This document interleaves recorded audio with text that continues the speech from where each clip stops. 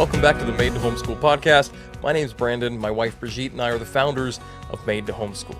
This is the second part of a three-part conversation with our friend Ashley. Ashley's a former English teacher and current homeschooling mom to her 3 kids since 2013.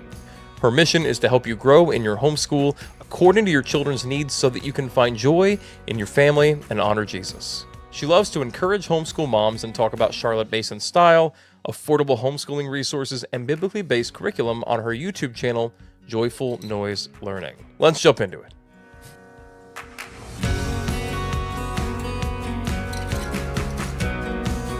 Welcome back, everybody, to part 2 of our 3-part conversation with Ashley from Joyful Noise Learning. Ashley, part 1 was awesome. Like, we talked about so many things. That was so fun. I'm enjoying it a lot. I want to go back to what we were ending on, which is we were talking about how you incorporate your faith in your day. And you mentioned a couple times, I think, hymn studies. I heard this a lot. The older I get, the more I fall in love with hymns, actually, which I don't know what's up with. They're so good. Yeah, it's like, oh, there's depth in these words that I think, I don't know, maybe it's the suffering and difficulty of life that makes you love them more. I'm not sure, just the more dear the work of the Lord is in your heart. I don't know. But gosh, my kids have no idea. Mm-hmm. Ashley, tell me what a hymn study is. Tell me how I can do it and how you do it and why. Okay, that was a great question. Hymn studies, we do it because just kind of what you were saying. There's so much richness in the language. And some of the things is the reason I'm doing it now, they may not understand it fully. Like you're saying, they don't have, life underneath their belt, much life anyway. But as they get older is the whole thing, is when they're going through the hard time, they're going to think, oh, on Christ, the solid rock I stand, all other ground is sinking sand. Like those lines will come to their mind because this is music that has been put into their ears and put into their hearts. And the Lord will bring that to mind later when they're older. That's my whole goal, with my sneaky goal with this, is to do that. And that is why I do it. My husband and I are also worship leaders. And as same stories you're saying, as we've gotten older, the hymns do mean so much to us, but they really don't mean a lot unless you know what they mean. And that's what I feel like the problem is with some of the people who grew up in a more traditional church singing the hymns. They were never taught why. I had that as a kid.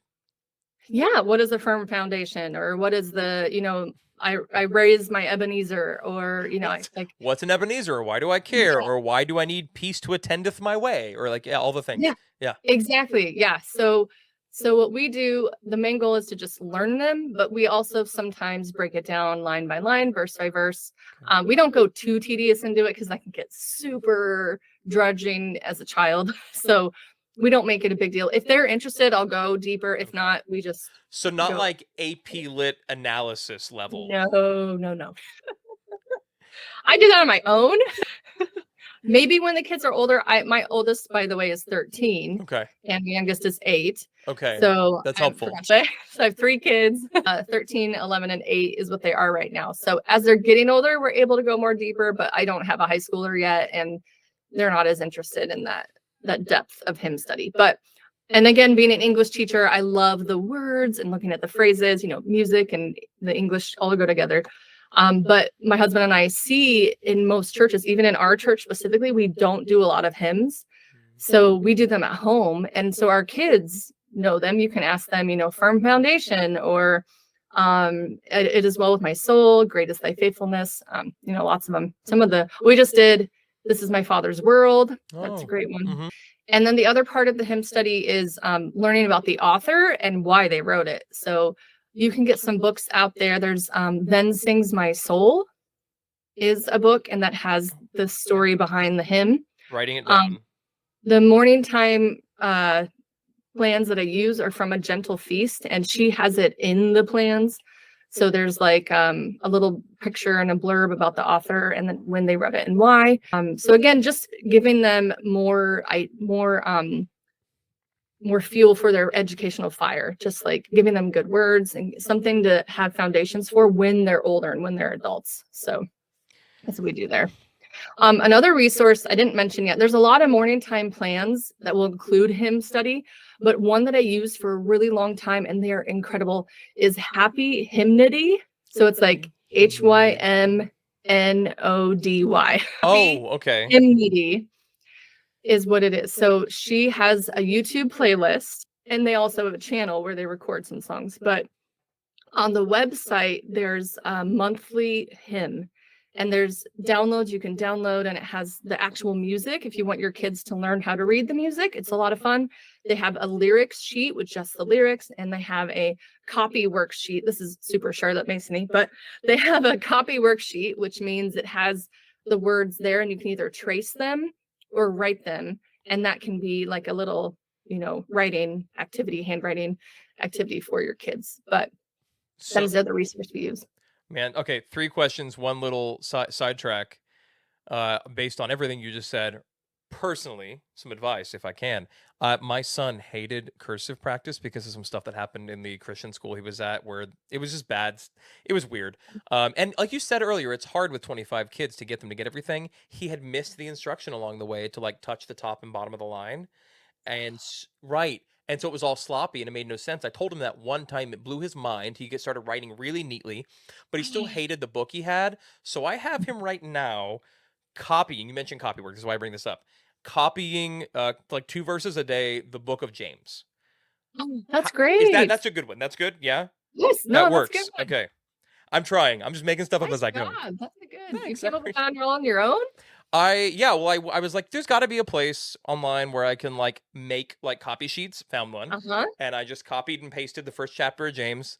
And I was like, I want an extra line, and I want this, and so and it's working great, and he's doing well. Nice, yeah. So nice job. Okay, cool. So that's copy work then. That's what y'all mean by that. Great. Okay. So that's on the copy work part. You mentioned in the first part of our conversation, Ashley, that you do morning basket or morning family devos. Tuesday, Wednesday, Thursday. Do you do hymn studies on those days? That's a good question. We sing the hymn all together on those days. Sometimes I'll have a YouTube video of the hymn playing while we're all coming to the table. People are grabbing, sometimes there's a blanket because they're tired still, or they're grabbing a breakfast, or they're grabbing their Bible. And I'll have it playing as we're coming to the table. That's like our little hey, it's starting, kind of, that's a nice little starting point. And we try 8 a.m. is when we start. So on those days. And then we sing it. Like we'll just sing it. As far as the actual in-depth study, I don't do that while my husband's there because he needs to get to work at a certain time. So I do the in-depth study either right after he leaves. We'll do a few lines or talk about the author. And I'm not super consistent with it. So that's something that it needs to be like on the schedule. And I would suggest for each hymn that you do, we do about 1 hymn every month to 6 weeks is how it goes. I would just do it within the first 1 or 2 weeks and just read it and do it over a couple days and not stretch it out too much. So you do in that block of a few weeks, you only do it for the first couple? Is that what you're saying? Yes. Kind of. Yeah. Okay. Yeah. So I don't do that, but then after we know who it is and we know what the words mean, we just sing it after that. Gotcha. Okay. And so then it's just memorization basically. And we do a verse a week. So we learn the first verse that first week, second verse. Usually there's about 4 verses. So then after the 4th week, you just have 2 weeks of singing the whole thing. So that makes sense. Okay. That's super cool. All right, you actually, and this is something I'm appreciating a lot, you're going more in depth with the actual nitty gritty of what your homeschool day looks like what you guys are doing practically hour by hour, kind of day by day. So I think it's a good point to kind of ask you about your schedule. We made up a homeschool schedule. Right now we're trying the year-round thing. We're doing 4 days a week, trying to make it work with my work and things like that. And still we're doing some on Saturdays so Brigitte can be here and she can do some of the kids as well. Nice. We're trying, but we made it up, right? You've been doing this for a while. So what I'd like to do is ask you if you would tell me all about y'all's schedule, what it looks like, and why you made it that way. But I want you to tell me that after the quick break we're going to right now. We'll do it after that. World Watch News is a daily 10-minute show primarily designed for students. Viewers can discover what's happening in the world and understand major concepts in the news through an engaging and adaptable format.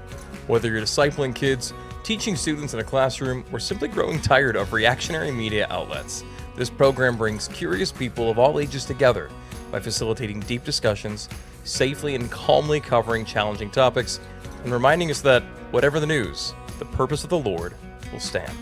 You can actually access 3 free months right now of WorldWatch at worldwatch.news/made.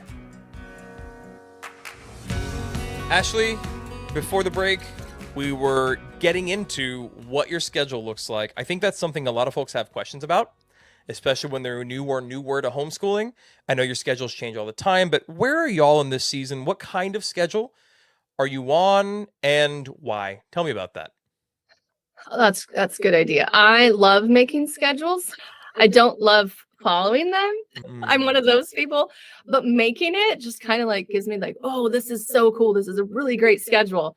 But then when life happens, I don't always follow it to the T. But what I've told people that follow me is but I need to have a framework that's flexible. So there's flexibility within the framework because with life, with school, your schedule could be the most perfect schedule on paper. And then you have your kids and then life happens. So the kids don't make it perfect anymore. So for us today, let's see, with my kids, I've made it where my oldest, my 13-year-old, is mostly independent. And that was really hard this year. I really wrestled with because I loved doing a lot of school together. And as she's getting older, she has just so much she's doing. She doesn't have a lot of time to do all the cool stuff I do with the boys right now. And I have a friend who has kids a few years older than mine, and she's been encouraging me. That's okay. And that's natural. I guess some families try their best to keep it all together, but she does a lot independently. So I've kind of scratched her from a lot of the stuff we do. She just does the morning time with us. And then we do their morning jobs. So to me, chores are important in getting that day ready. Yes. And you find chores that are appropriate for your kids' age, but they all have their chores. Yeah. That right now we have our kids doing like they unload the dishwasher in the morning. Like that's their things like that. Yeah. Yes, that's what my kids do, which is great. I don't know what I'm going to do when they move away, but I'll probably go to paper plates. Adopt some kids. It'll be great. Yeah. Or adopt more kids. I don't like doing the dishes. They do it all for me. Anyway, so we start our day. And then the other thing I found was that we needed a consistent start time, because with homeschooling, you're like, oh, we just start whenever, but whenever turns into like 11 a.m. in our home. And my kids, I've trained them really well, especially all of them really. I've trained them really well to entertain themselves with things that are not the TV. So they go and they do their things they entertain themselves with. But I'm like, guys, it's time to do school with me. Stop doing your robotics kit or your drawing or your Legos. And do you have a struggle pulling them away from that stuff? Yes. Those are all good things and I want them to do it. But if I let them get into that in the morning, then school doesn't start until later. And then we have afternoon activities that we go to. But you kind of have a semester system. Let's go broad picture and then drill down a little bit. Okay. We do 6 weeks on, 1 week off. Oh, okay. Throughout the school. I started this a while ago and I've tried other ways to do it. And we just always come back to that. And part of that reason is that way we can focus really well on just doing the school, getting it done. I can let other things slide, like my own house projects or the housework, just to be honest, just kidding, or yard work. But then that week off, the kids are still doing educational things, like I said, playing with Legos or drawing, whatever, or we're catching up on things we didn't get to. But that's my catch-up week. And actually this last week was our break week, and I was so thankful for it. I was like, oh, I need to just not do school this week and catch up on a bunch of stuff for work. I had to clean out a closet. It's not done yet, but got through most of it. But that 1 week off is really great, and I enjoyed that. And then as far as the semesters and the year-round thing, when they were younger, I loved year-round. I loved it because during the summer, if you take a really long break, they kind of go crazy.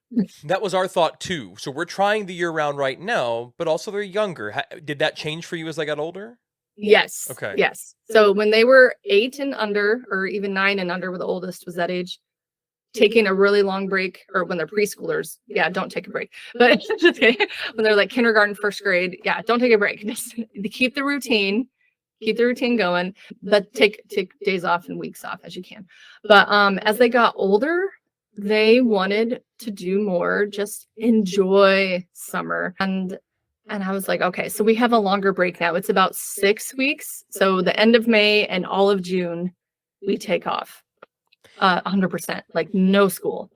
It's just, let's enjoy being together as a family. Let's not stress about checking off any boxes or anything. And then when July hits, for us over the last couple of years, July has been, let's catch up on math month. So we keep our regular summer schedule, but they have to do math because nobody finished it back in May. Okay, that's helpful context because I look at like math books and we're using a BJU math right now.